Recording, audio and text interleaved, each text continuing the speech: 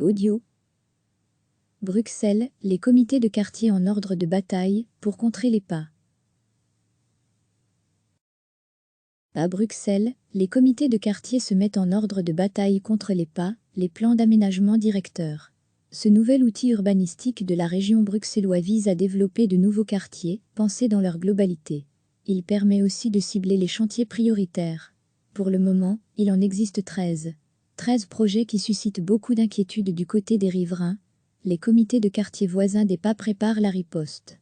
C'est un grand salon chaleureux d'Uccle, et le temps d'une soirée, il s'est transformé en une agora de comités de quartier. C'est la première fois qu'ils se rassemblent, même si le travail a déjà été défriché par un noyau de personnes. Ce mercredi soir de février, ils sont donc une trentaine de Bruxellois, venus des 4 coins de la région, Anderlecht, Schaerbeek, Bruxelles-Ville, etc. ou appartiennent à des associations actives sur ces questions d'aménagement du territoire, comme Inter-Environnement Bruxelles, l'ARO, l'Atelier de recherche et d'action urbaine ou encore Natagora. Bref, tous, les pas sont représentés. Enfin, les comités de quartier voisins de ces pas, explique Krysia Sobieski. Elle fait partie du comité de la friche Josaphat, qui s'oppose au projet prévu sur cette friche à cheval sur Schaerbeek et Ever. Je suis là parce que je suis offusquée par la façon dont la région gère la ville aujourd'hui. Les pas sont totalement antidémocratiques. Il y a une destruction totale de terrains entiers. La région bruxelloise vend aux promoteurs privés. Il y a une privatisation à outrance de tous les espaces publics. Pierre-Luc Vervandier habite lui le quartier européen et s'inquiète du Palois. La région n'est pas allée sur le terrain, interroger les personnes qui vivaient là ou travaillaient là.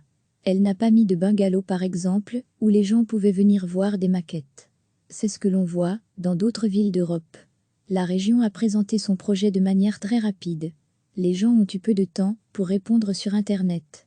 Et nous, on craint la construction de tours très hautes qui vont générer une ombre portée immense sur la partie où il y a encore des habitants dans le quartier européen. On craint une densité trop forte pour cet endroit. Les riverains ont donc l'impression que la région bruxelloise leur impose ses projets. Et au-delà de cet aspect, ils fustigent aussi le fait que les pas permettent de déroger à des règles urbanistiques existantes. C'est ce que dénoncent plusieurs associations depuis longtemps. On l'a appelé le plan d'aménagement dictateur, sourit Claire Scoyer, chargée de projet chez Inter-Environnement Bruxelles.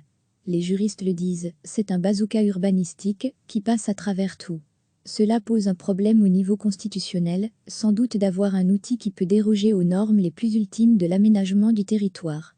Crochet droite, nous, on dit que le pas, il immunise le territoire. C'est comme s'il n'existait aucune réglementation. Avec les pas, les grandes normes du développement territorial, comme le plan régional d'affectation du sol ou le règlement régional d'urbanisme tiraient des règles qui ont été analysées, suivies de consultations. Avec les pas donc, d'un seul coup, vous les faites exploser, et vous pouvez par exemple, construire des tours. Le projet de ces comités de quartier est donc en construction. Mais leur envie est de rassembler leurs forces contre les pas. Ensemble, ils veulent donc tout d'abord mieux informer les riverains. Quand on parle avec les petits commerçants et avec nos voisins, explique Jean Detry d'une association de comités de quartier d'Oderghem, on se rend compte que la plupart des gens n'ont pas investi le temps nécessaire pour essayer de comprendre les 2000 pages du rapport d'incidence, parce que le vocabulaire est technique. Et donc nous allons informer, mobiliser autour de ce problème.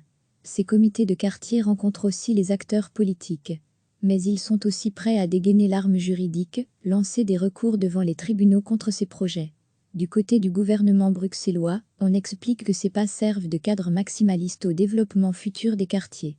Que c'est un mauvais procès pour cet outil de planification territoriale.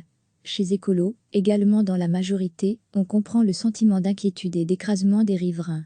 Isabelle Potier, députée bruxellois, nuance par contre, la région devra tenir compte des avis émis.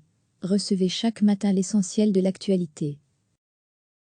Cliquez sur s'abonner pour recevoir les dernières nouvelles.